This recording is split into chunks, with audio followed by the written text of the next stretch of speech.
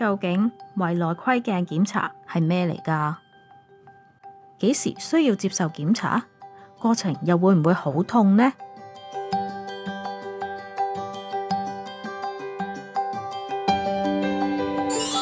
資訊由醫專會提供。幾時需要接受胃鏡檢查？可以留意有冇曾經出現心口灼痛、吞嚥困難、劇烈胃痛、持續嘔吐、胃脹等腸胃不適，有出血或者貧血嘅症狀，體重無故下降，或者家族有胃癌嘅病歷。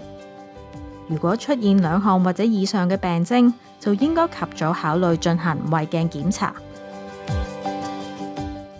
就算冇病徵，建議40歲開始定期進行胃內窺鏡嘅檢查，就可以及早發現胃部嘅異常情況，減少重症嘅風險。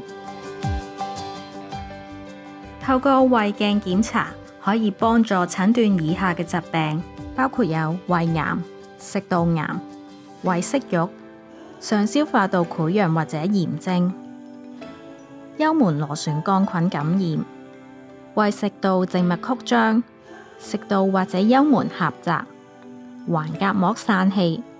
除咗診斷疾病，醫生仲可以透過胃鏡切除息肉，再進一步化驗係咪屬於惡性。而喺胃壁黏膜長出嘅息肉，大多數都係良性，例如胃底腺息肉，一般係無需治療。但係有兩類嘅胃息肉就要注意啦。第一就係通常喺幽門螺旋桿菌感染嘅患者胃部會發現到增生性嘅胃息肉。若果息肉嘅直徑超過1厘米或者呈帶蒂狀，就有高嘅致癌風險。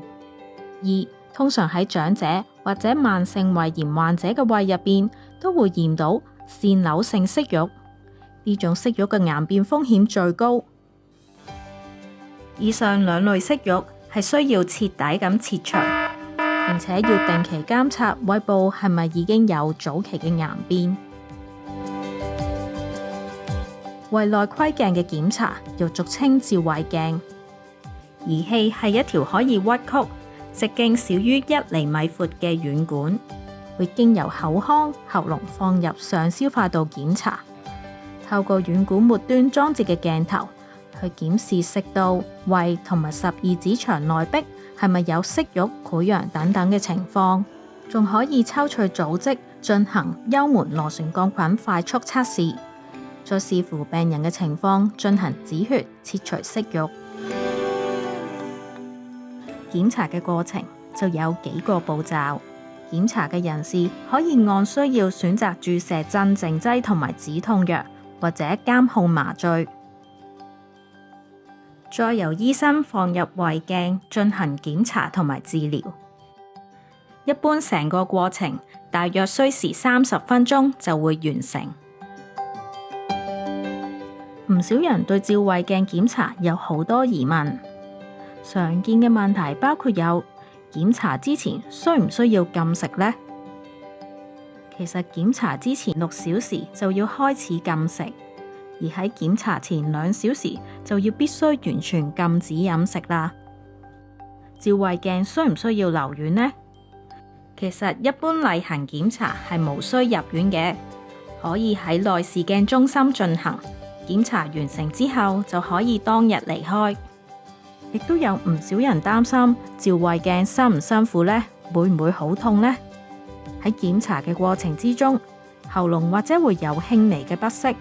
另外，由於檢查期間會將氣體注入胃入邊，去輕度擴張胃壁做詳盡嘅檢查，有機會感到胃脹作嘔。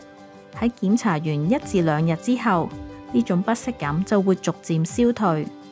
亦都有人好奇胃鏡同埋大腸鏡可唔可以同一日進行？胃鏡係經口腔進入檢查，而大腸鏡係經肛門檢查，可以分開進行操作，喺同一日之內檢查都係冇問題嘅。